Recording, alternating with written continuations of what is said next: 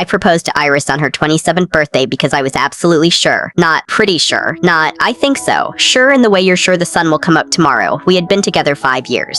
Long enough to know each other's bad habits, long enough to fight about dumb things like laundry and thermostat settings, long enough to survive real problems. We met when we were both broke, both tired, both trying to become something. We grew up together. At least that's what I thought. She said yes before I even finished the question. She laughed, cried, said yes again, kissed me so hard I almost dropped the ring. People in the restaurant clapped. A stranger bought us a drink. It felt like a movie moment you don't question because it finally feels like life is being fair. Started planning the wedding the very next week, 6 months away, fall wedding, outdoor venue, string lights, her favorite flowers, my favorite band playing during the reception. We sent save the dates to everyone. My parents framed theirs. Her sister cried when Iris asked her to be maid of honor. Friends kept saying how lucky we were, how solid we seemed, how obvious it was that we were endgame. I believed all of it. 3 months before the wedding, Iris came home early from work. That alone should have warned me something was wrong. She didn't kiss me hello, didn't drop her bag, didn't even take her shoes off. She just stood there like she was rehearsing something in her head. She asked if we could talk. We sat on the couch, the same couch where we'd planned our honeymoon, where we'd argued about baby names for some day, where we'd fallen asleep watching bad reality TV more times than I could count. She wouldn't look at me. She said she couldn't marry me. At first, I thought she was joking, or panicking, or stressed. People freak out before weddings all the time. I smiled and told her it was okay to be nervous. She shook her head. She said she didn't love me anymore. She said she wasn't sure she ever really had. I remembered the exact way my chest felt like something inside me collapsed inward, like the air got sucked out of the room. So I asked her what I did wrong. She said nothing. That somehow made it worse. She said she'd been lying to herself for years, that she cared about me but not the way she should, that she couldn't keep pretending. I begged her to slow down, to talk, to go to counseling, to take a break if she needed space. I offered everything except the one thing she wanted. She said she was leaving. That night, she packed a bag. Just a bag. Not everything. Not closure. Just enough to disappear. She said she was moving in with her sister for now. She hugged me before she left and her arms felt stiff, like she was hugging a stranger. At the door, she said, "You deserve someone who actually loves you." Then she walked out, stood there long after the door closed, listening to the silence of an apartment that still smelled like her shampoo and still had wedding invitations on the counter, and I had no idea that the woman I loved had already decided I would never be allowed to know the truth. Part 2. The silence that followed her. The first night after Iris left, I didn't sleep. I sat on the couch with my phone in my hand, staring at it like it might suddenly light up and tell me this was all a mistake. Every few minutes, I checked our last messages. Nothing unusual, no warning, no clue that she'd been planning to leave. At 2:13 a.m. I called her. It rang, then voicemail. I didn't leave a message. I told myself she just needed space, that she'd wake up in the morning and realize she'd overreacted. She didn't. I called again the next day. She answered. Her voice sounded calm, too calm, like she'd already finished grieving whatever we were. I asked if she was okay. She said yes. I asked if we could meet and talk. She said no. She said she needed distance and I needed to respect that. I asked if there was someone else. She said no. I asked if she was sure this was what she wanted. She said yes. Every answer felt rehearsed. For the next 2 weeks, I called her every day. Not begging, not yelling, just asking to talk, just asking for something real. She answered twice more. Same words, same tone, same emotional wall. Then she changed her number. Her sister texted me and told me to stop calling. Said Iris had asked for space and I was crossing a line. Her friends stopped replying to my messages altogether. It felt like everyone decided overnight that I was the problem. I kept replaying everything in my head. Every conversation, every fight, every laugh, trying to find the moment I missed. The moment she checked out while I was still planning a future. The apartment became unbearable. Her coffee mug was still by the sink. Her jacket still hung behind the door.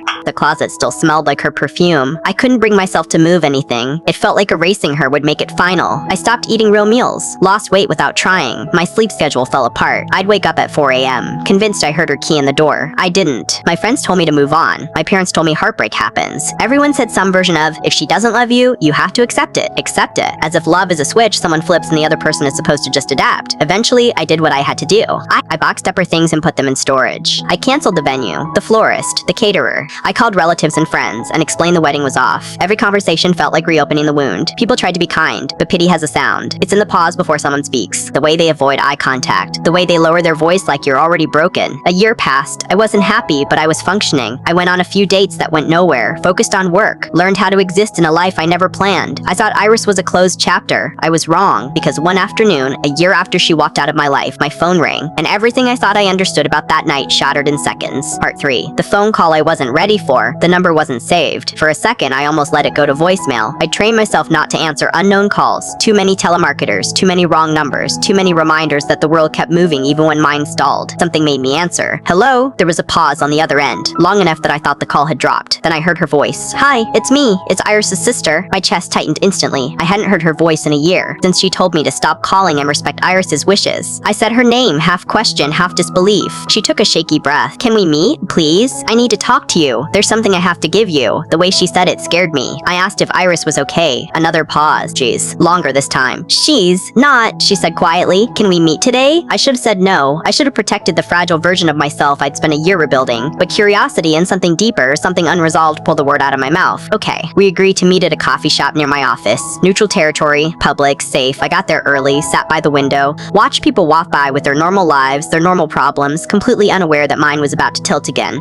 She arrived 10 minutes later. I barely recognized her. Her hair was pulled back like she hadn't bothered styling it, dark circles under her eyes. Her hands were shaking as she held an envelope against her chest. She didn't smile. She didn't ask how I'd been. She sat down, slid the envelope across the table, and said the words I wasn't prepared to hear. Iris passed away 2 weeks ago. For a second, I honestly thought I misheard her. Passed away? Like moved away? Like passed through town? Passed away from what? I asked. She swallowed hard. Cancer. The word felt unreal. Like it didn't belong in my life. She kept talking before I could process it. She was diagnosed a week before she ended the engagement. Stage 3. Aggressive. The doctor said maybe a year. 2, if treatment worked. My ears started ringing. A week before, I asked why no one told me. Her eyes filled with tears. Because she made us promise not to. I leaned back in the chair, suddenly dizzy. The cafe noise felt too loud, too sharp. She didn't want you to watch her get sick, her sister continued. She didn't want you to take care of her. She didn't want you planning a wedding and a future she knew she couldn't give you. I remembered how cold Iris sounded that night. How controlled, how final, how she thought if she made you hate her, her sister said, voice cracking. You'd move on, find someone healthy, have the life she thought she was stealing from you. I felt something inside me collapse. The woman I loved didn't stop loving me. She sacrificed herself. She spent the last year of her life alone, her sister said, because she thought it was kinder. I stared at the envelope on the table. What's that? I asked, even though part of me already knew. Her sister pushed it closer. There's more, she said. A lot more. My hand shook as I reached for it. And that's when she said the sentence that broke me completely. Iris was pregnant. Yeah. Part 4. The secret she took to the grave. I didn't answer right away. Pregnant. The word sat between us like something alive, something breathing that I was too afraid to touch. That's not possible, I finally said, even though my voice sounded small. She would have told me. Her sister shook her head. She found out a month after the diagnosis. My hands dropped to my lap. My mind started doing the math automatically, cruelly. So, she left me, I said slowly, while she was carrying my child. She nodded. Iris thought the pregnancy was a mistake, she said. Not the baby, the timing. She thought it was unfair to bring a child into a life that was about to end. I felt sick. She didn't want you trapped, her sister continued. Trapped by grief. Trapped by responsibility. Trapped raising a baby while watching her die. I thought about the way Iris had insisted I deserved better. Someone who really loved me. Someone healthy. I thought she was rejecting me. She was protecting me. Did she ever think about telling me? I asked. Her sister hesitated. Yes, she admitted. All the time. She wrote you letters she never sent. She changed her mind every week, sometimes every day. I opened the envelope with shaking hands. Side were several folded pages, yellowed slightly at the edges. Handwritten. Iris's handwriting. The sight of it nearly undid me. There was also a small ultrasound photo tucked between the pages. I couldn't look at it yet. She gave birth 6 months ago, her sister said quietly. That made my head snap up. What? She didn't survive the delivery, she corrected softly. The cancer had already weakened her too much, but the baby did. I felt like I was underwater, sounds muffled, vision tunneling. There's a little boy, she said. He's healthy. My chest started to ache in a way I'd never felt before. Why are you telling me this now? I asked. Her sister's eyes dropped to the table. Because Iris made me promise, she said. She said if she didn't make it, and if you were still alone, I was supposed to give him to you. I stared at her. Give him to me? She didn't put your name on the birth certificate, she said. She didn't want anyone tracing it back to you while she was alive. She wanted you free. Free! Free! The word tasted bitter now. Where is he? I whispered. Her sister took a deep breath. In the car. The cafe felt like it was spinning. There's something else, she added. Something you need to know before you read the letters. I didn't want more, but I nodded. She didn't leave because she was scared of dying, her sister said. She left because she was scared you'd stay. I finally unfolded the first letter, and the first sentence shattered what was left of me. If you're reading this, it means I didn't get the ending I hoped for. Part 5. If you're reading this. My hands were shaking so badly I could barely hold the paper. I forced myself to read. If you're reading this, it means I didn't get the ending I hoped for. I wanted to come back to you. I wanted to marry you. I wanted to marry you. I wanted to grow old with you and argue about stupid things like paint colors and which side of the bed was yours. My throat closed. I need you to understand something before you hate hate me any more than you already do. I never stopped loving you, not for 1 second. Tears blurred the ink. The day I found out I was sick, I sat in the car for an hour and practiced how I would tell you. I imagined your face falling. I imagined you saying you'd stay. I imagined you giving up your future to watch me fade away. And I knew I couldn't let that happen. I remembered that night on the couch, how calm she'd been, how rehearsed. When I found out I was pregnant, I cried harder than I ever have in my life because suddenly I wanted to live more than I ever had, and I knew I wouldn't. My chest felt like it was splitting open. I didn't tell you because if I did, you would have stayed. You would have stayed. You would have been wonderful. And that would have destroyed me more than the cancer ever could. I wiped my face with my sleeve, barely breathing. I needed you to hate me. I needed you to believe I was cruel or cold or selfish, because if you knew the truth, you'd never let me go. Her sister sat across from me in silence, letting me break. Please don't think I was brave. I was terrified. I was lonely. I missed you every single day. I slept on my side of the bed and pretended you were still there. I couldn't read out loud anymore. My lips were trembling too much.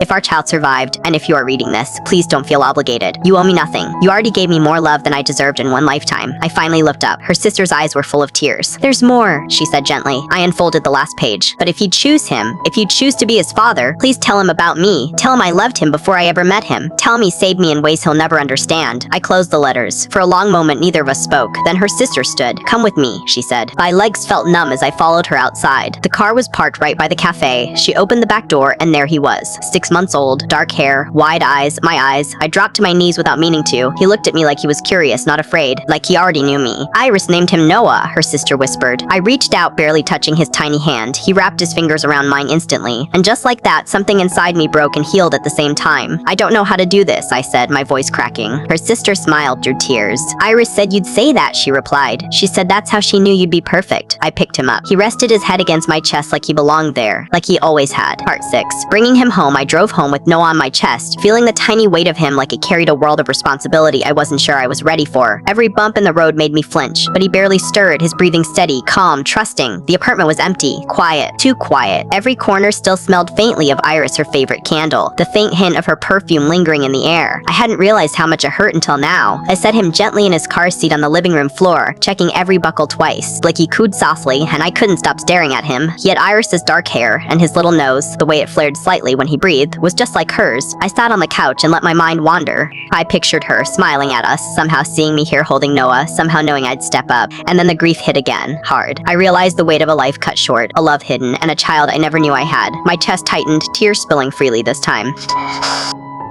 I didn't know where to start. Feeding, changing, burping, everything was new. But every time Noah looked at me, I felt like I had a compass pointing me in the right direction. He didn't know he'd lost his mother, but somehow he seemed to know I'd do anything to protect him. That night, I sat in the dark with him in my arms. I whispered every little thing I could think of. I'm your dad, Noah. I don't know how to do this perfectly, but I'll try every day. Your mom, she loved you, and I will love you enough for the three of us. He yawned, stretched, and drifted off in my arms. I felt the weight of him, the permanence of this moment, and the realization that my life had irrevocably changed. I was no longer just living for myself. I had someone depending on me, someone who needed me to be strong even when I felt weak. And I promised myself then, for the first time since losing Iris, that I would do right by her. I would do right by him. Every day would be a reminder of her love, a reminder that she had trusted me with the most precious part of her life. I didn't know what the future held. I didn't know how to explain any of this to my family, or my friends, or the world. But sitting there, holding Noah, I felt the first spark of purpose I'd felt in months, and I knew I couldn't waste it.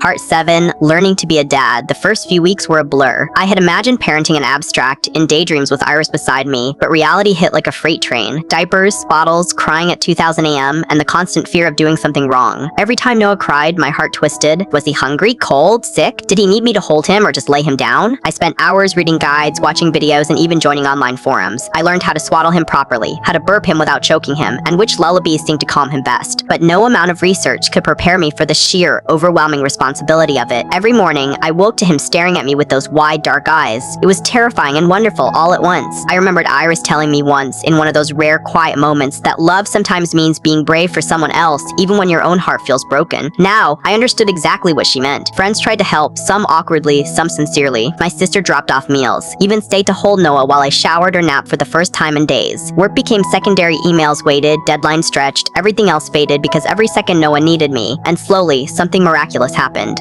Noah started recognizing me. When I walked into the room, he'd grin, coo, and kick his tiny legs. He began to respond to my voice, my touch, my laughter. Every small connection felt like a victory. Each smile was a reminder that I hadn't failed him, that he knew love, even without Iris here. The hardest moments were the quiet ones when he slept, and I was left alone with my thoughts. Memories of Iris flooded back her laughter, her voice, her excitement when we talked about our future. I missed her in ways that physical pain couldn't compare to, but holding Noah was like holding her memory in my hands. It was bittersweet grief wrapped in joy. One night, I rocked him gently in the nursery, humming the lullaby Iris used to sing, and I whispered, "Iris loved you, and she trusted me with you. I won't let her down, I promise." He cooed and rested his head on my chest, and for the first time since her passing, I felt a fragile, fragile hope. Hope that we could heal. Hope that love, even lost, could create something new. Hope that Noah would know a life full of warmth and care, even if his mother wasn't here to give it herself. I realized then that being a dad wasn't about perfection, it was about presence. It was about presence, about trying, falling, learning, and trying again day after day, heartbeat after heartbeat, and I would do it for him, for Iris, for us. Part 8, facing the world without her. The first time I took Noah outside alone, I almost backed out. I stood by the door with the stroller locked, diaper bag packed like I was preparing for war, bottles, extra clothes, wipes, pacifier. Then I checked again, because the fear of forgetting something felt unbearable. Iris would have laughed at me gently, then kissed my cheek and told me I was doing great. The sun was too bright when we stepped outside, like the world hadn't gotten the memo that mine had fallen apart. People passed us on the sidewalk, smiling at Noah, commenting on how cute he was. "How old?" they asked. "Beautiful baby." I nodded and smiled back, answering politely, while inside I felt like screaming, "You have no idea how much this little boy has already lost."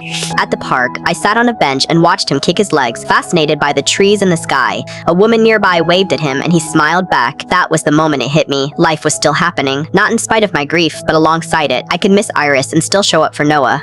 The two things could coexist. The hardest part was explaining Iris to the world. At the pediatrician's office, the nurse asked for the mother's information. I hesitated before saying quietly, "She passed away." The room went soft and awkward after that, voices lowering, eyes full of sympathy. I hated that moment not because of the pity, but because Iris deserved more than a whispered footnote. At night, after Noah fell asleep, I started writing letters to her. I told her about his first real laugh, how he liked being bounced gently, how he scrunched his face when he sneezed. I told her how scared I was, how angry I still felt that she made that choice alone, how much I wish she had trusted me enough to stay. One evening, Iris' sister came by and stayed longer than usual. She watched me feed Noah and finally said, "She would have loved seeing this." I nodded, throat tight. Then she handed me a small box. Inside were ultrasound photos and a folded note in Iris' handwriting. It read, "If you're reading this, it means you're holding our son. I'm so sorry I couldn't stay. Please don't let him grow up thinking I left because I didn't love him. Tell him I loved him before I ever met him." I broke down for the first time in front of someone else. I cried until my chest hurt and my hands shook, and Iris' sister just sat there letting it happen. Grief stopped being something I had to carry alone. That night, holding Noah close, I whispered stories about his mother, about how she laughed too loud, cared too deeply, and loved fiercely. I promised him he would know her not as a sad memory, but as a part of who he was. For the first time, stepping out into the world didn't feel like betrayal. It felt like survival. Part 9. The questions that never go away. Noah's first birthday crept up on me faster than I expected. One day, he was a fragile, silent bundle in my arms, and the next he was pulling himself up on furniture, laughing like the world had never hurt him. I planned a small party. Just family. Iris' sister, a few close friends, nothing big. I didn't want balloons and noise to drown out what the day really meant. The night before his birthday, I sat on the floor after he fell asleep, staring at the candle I'd bought for his cake. One candle, 1 year. 1 year Iris never got to see. I kept thinking about how different everything would have been if she had told me the truth, if she had trusted me enough to let me choose grief with her instead of grief without her. At the party, everyone found reasons to smile. Noah smashed cake into his hair. People laughed. Cameras clicked. For a few hours, it almost felt normal. Almost. Then someone asked, "Do you think he looks more like you or his mom?" The room went quiet. I smiled and said, "His mom." And that was true. His eyes, his little expressions, the way he studied faces like he was trying to understand them deeply. That was Iris. Seeing her live on in him was beautiful, and it was torture. That night, after everyone left, I opened the box of Iris's things again. Letters, photos, medical paperwork she never wanted me to see. That's when I noticed something I hadn't before, a second folder tucked inside. Legal documents, hospital forms. A handwritten note clipped to the front. "I know you'll hate me for this too, but I need you to understand." Inside was a timeline, dates, appointments, and then a name. Not just mine, another man. My hands started shaking. I reread it again and again, convinced I was misunderstanding. Iris had gone to one appointment alone early on. She listed him as an emergency contact, not a boyfriend, not a lover, a doctor, an oncologist who had become more, not an affair, not cheating, something messier, something lonelier. She wrote that when she was diagnosed, she panicked. She was terrified of becoming a burden. She needed someone who saw her as a patient first, not someone who loved her.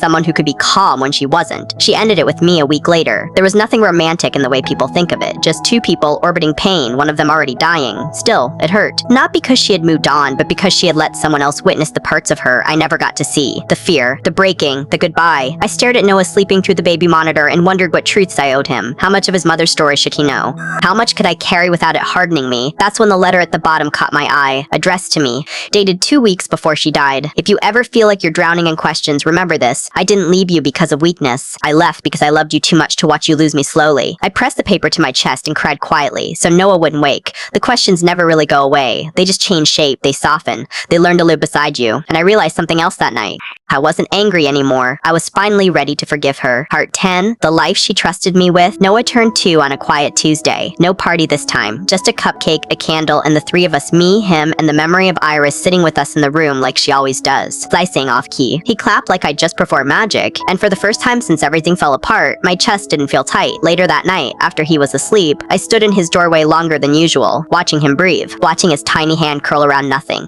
like he was holding on to a dream. And it hit me that this was what Iris trusted me with. Not just raising a child, but raising a human who would one day ask questions I couldn't fully answer. Questions like, why didn't mom stay? Did she love me? Did she love you? I used to be afraid of those questions, afraid I'd say the wrong thing and poison her memory. But that night, I finally understood the truth I needed to hold on to. Iris didn't disappear from our lives. She made a decision inside unbearable fear, and she trusted me to carry the rest. A week later, I took Noah to the cemetery for the first time. I brought a blanket and sat on the grass beside her headstone while he played with a leaf near my feet. I told him who she was, not in sad words, not in heavy ones, just honest ones. This is your mom, I said quietly. She was brave. She loved deeply, and she loved you before she ever held you. He didn't understand, of course. He just smiled and babbled and toddled back toward me. But someday he would understand, and when that day came, I wanted him to hear the truth without bitterness. That night, I packed away the last of the wedding things I'd never touched. Not because I was forgetting Iris, but because I was finally moving forward with her, not dragging her behind me like an open wound. Life didn't suddenly get easy. Grief didn't disappear. Some nights I still reached for a phone I couldn't call anymore.